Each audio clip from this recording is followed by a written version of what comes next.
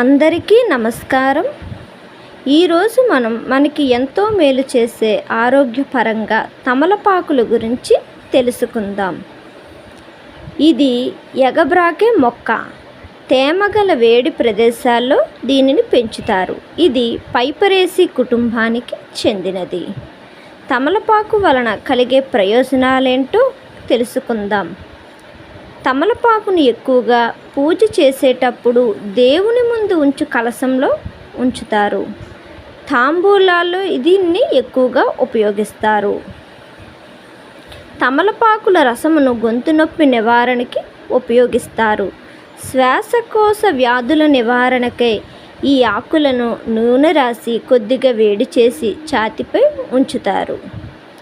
తమలపాకులకు నెయ్యి రాసి గాయాలు తగిలిన చోట కట్టు కడతారు.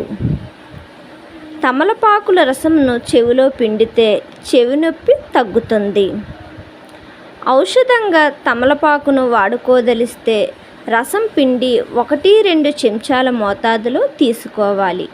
ప్రతిరోజు 7 తమలపాకులను ఉప్పుతో కలిపి ముద్దగా నూరి వేడి నీళ్ళతో తీసుకుంటే బోధ వ్యాధిలో చక్కని ఫలితం కనిపిస్తుంది.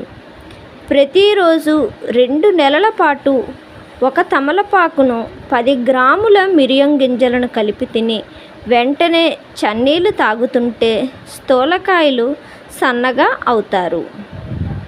చిన్నపిల్లలకు చీటికి మాటికి జలుబు చేసి ఇబ్బంది పెడుతున్నప్పుడు తమలపాకును వేడి చేసి కొద్దిగా ఆముదం రాసి ఛాతీ మీద వేసి కడితే మంచిది.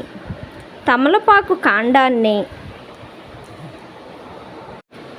అతి మధురం చెక్కను రెండింటినీ కలిపి నూరి తేనెతో కలిపి తీసుకుంటే ఇన్ఫెక్షన్తో కూడిన జలుబు తగ్గుతుంది. పాటలు పాడేవారు, ఉపన్యాసాలు ఇచ్చేవారు తమలపాకు చెట్టు కాండాన్ని చిన్న ముక్క తీసుకుని బుగ్గనుంచుకొని చప్పరిస్తే మంచి ప్రయోజనం కనిపిస్తుంది.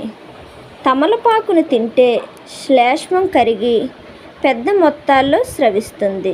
దీంతో అరుగుదల తేలికగా జరుగుతుంది. నోటి దుర్వాసన కూడా తగ్గుతుంది.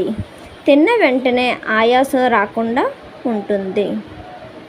తమలపాకులను తినడం వల్ల లాలాజలం విడుదలై దప్పిక తీవ్రత తగ్గుతుంది. తమలపాకు తొడుముకు ఆముదం రాసి చిన్న పిల్లల్లో మలద్వారాల్లో చొప్పిస్తే మల నిర్వహణ జరుగుతుంది. తమలపాకును కడుపు లోపలకు తీసుకుంటే ఎరెక్టైల్ డిస్ఫంక్షన్స్ ఇబ్బంది పెట్టదు.